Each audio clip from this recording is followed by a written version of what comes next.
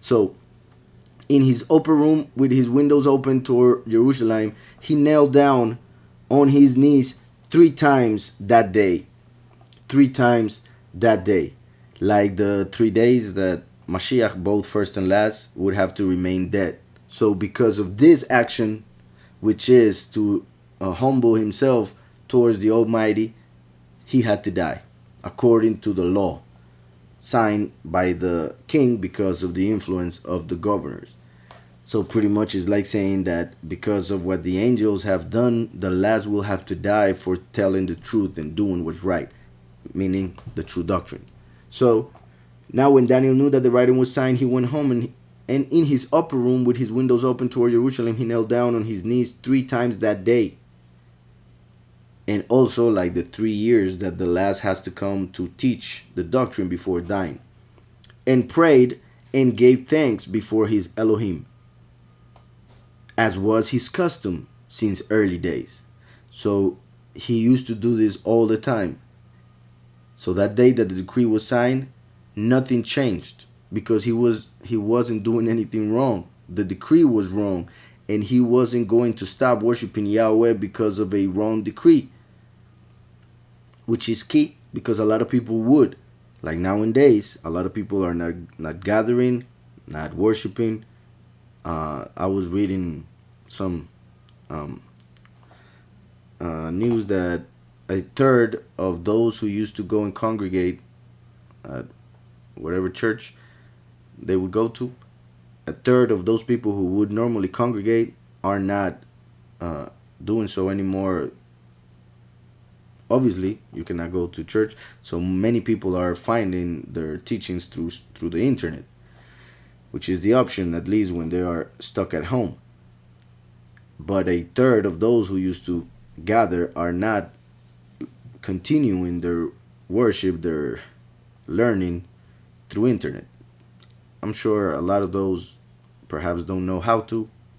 A few may not have the means, the resources.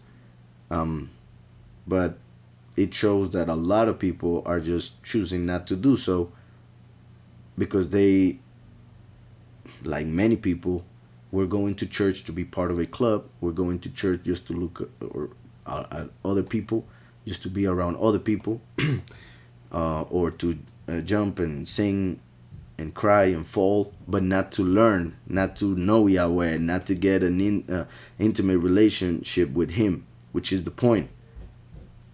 Which pretty much, depending on your faith and how deep you want to get with the Almighty, it doesn't matter if you're alone. If, well, in this case, if we are 3, 4, 5, or whatever the number we are right now in the chat, the point is Him. The point is to get to know Him. The point is to know Scriptures, to grow.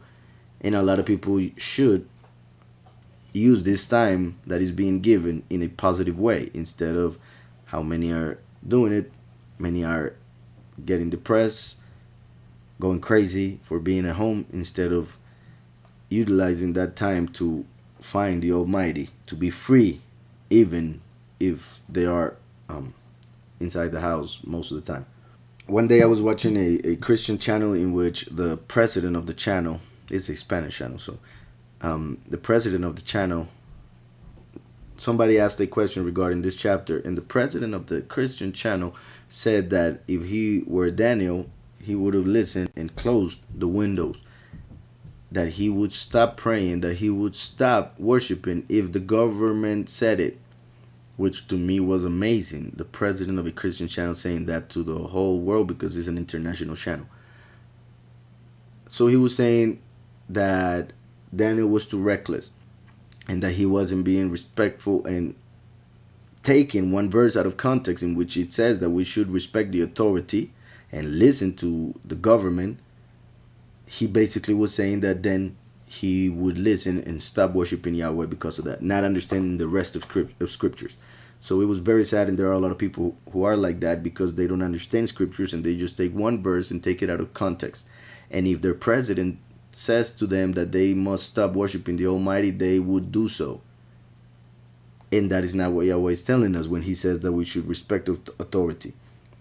we should respect authority as long as they don't take us away from the authority of Yahweh, who is actually telling us to respect them. So how can we respect the authority if they don't want us to respect Yahweh, who is telling us to respect them? Just like it happens with our parents, for instance.